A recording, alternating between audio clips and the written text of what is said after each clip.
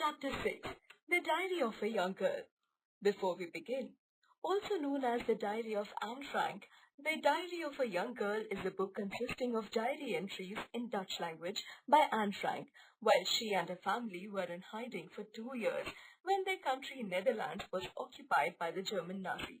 Anne and her family were finally caught and taken out of their hiding in 1944. They were taken to the Bergen-Belsen concentration camp, where Anne reportedly died due to typhus. The only survivor in the family, Otto Frank, Annie's father, got the diary and it was published in more than 60 languages. Sunday, June 14, 1942. I'll begin from the moment I got you. The moment I saw you lying on the table among my other birthday presents. I went along when you were bought, but that doesn't count. On Friday, June 12, I was awake at 6 o'clock, since it was my birthday.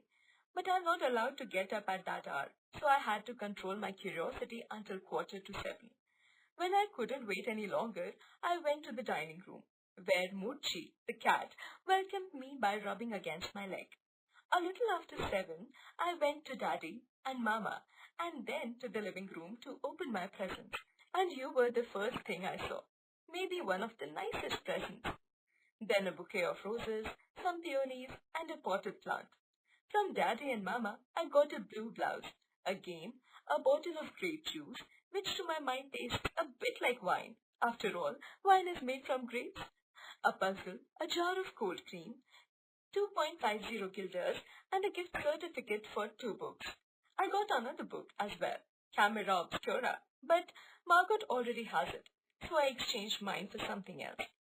A platter of homemade cookies, which I made myself, of course, since I've become quite an expert at baking cookies. Lots of candy, and a strawberry tart from Mother.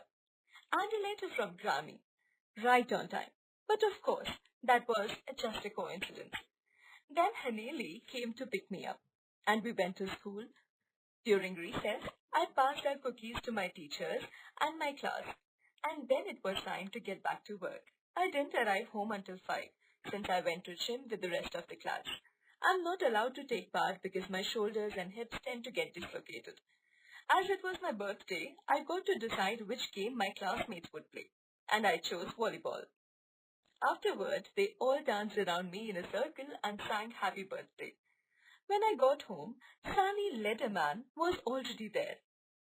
Iles Wanger, Haneli Golsar, and Jacqueline Van Marsen came home with me after gym. Since we are in the same class, Haneli and Sani used to be my 2 best friends. People who saw us together used to say, "There goes Anne, Han, and San." I only met Jacqueline Van Marsen when I started at the Jewish Lyceum, and now she is my best friend. Iris is Haneli's best friend, and San goes to another school and has friends there. They gave me a beautiful book, Dutch Sagas and Legends, but they gave me volume 2 by mistake. So I exchanged 2 other books for volume 1. Aunt Helene bought me a puzzle, Aunt Stephanie a darling brooch, and Aunt Lenny a terrific book, Daisy Goes to the Mountains. This morning I lay in the bathtub, thinking how wonderful it would be if I had a dog like Rin Tin Tin. I'd call him Rin Tin Tin too, and I'd take him to school with me, where he could stay in the janitor's room or by the bicycles rack when the weather was good. Sunday, June 21, 1942. Dearest Kitty, our entire class is quacking in its boots. The reason, of course, is the upcoming meeting in which the teachers decide who will be promoted to the next grade and who will be kept back. Half the class is making bets. Jeezy and I laugh ourselves sick at the 2 boys behind us, Cian and Jacques Cockernoot, who have staked their entire vacation savings on their bet. From morning to night, it's "you are going to pass," "no I'm not," "yes you are," "no I'm not." Even G is pleading glances, and my angry outbursts can't calm them down. If you ask me, there are so many dummies that about a quarter of the class should be kept back. But teachers are the most unpredictable creatures on earth. Maybe this time they'll be unpredictable in the right direction for a change. I'm not so worried about my girlfriends and myself. We'll make it. The only subject I'm not sure about is math. Anyway, all we can do is wait. Until then, We keep telling each other not to lose heart.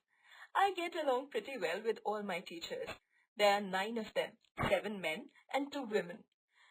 Mr. Keesing, the old fogey who teaches math, was mad at me for the longest time because I talked so much. After several warnings, he assigned me extra homework. An essay on the subject, a chatterbox. A chatterbox? What can you write about that? I'd worry about that later. I decided I jotted the assignment in my notebook, tucked it in my bag, and tried to keep quiet. That evening, after I had finished the rest of my homework, the note about the essay caught my eye. I began thinking about the subject while chewing the tip of my fountain pen. Anyone could ramble on and leaving big spaces between the words, but the trick was to come up with the convincing arguments to prove the necessity of talking. I thought and thought, and suddenly I had an idea. I wrote the 3 pages Mr. Keesing had assigned me and was satisfied. I argued that talking is a female trait and that I would do my best to keep it under control, but that I would never be able to break myself of the habit since my mother talked as much as I did, if not more, and that there's not much you can do about inherited traits. Mr. Keesing had a good laugh at my argument, but when I proceeded to talk my way through the next class, he assigned me a second essay. This time, it was supposed to be on an incorrigible chatterbox. I handed in it, and Mr. Keesing had nothing to complain about for 2 whole classes. However, during the 3rd class, he'd finally had enough. And Frank, as punishment for talking in the class, write an essay entitled Quack, Quack, Quack, said Mistress Chatterbox. The class roared. I had to laugh too, though I had nearly exhausted my ingenuity on the topic of Chatterbox. It was time to come up with something else, something original. My friend Stan, who is good at poetry, offered to help me write the essay from beginning to end in verse. I jumped for joy. Keesing was trying to play a joke on me with this ridiculous subject, but I'd make sure the joke was on him. I finished my poem, and it was beautiful. It was about a mother duck and a father swan with 3 baby ducklings, who were bitten to death by the father because they quacked too much.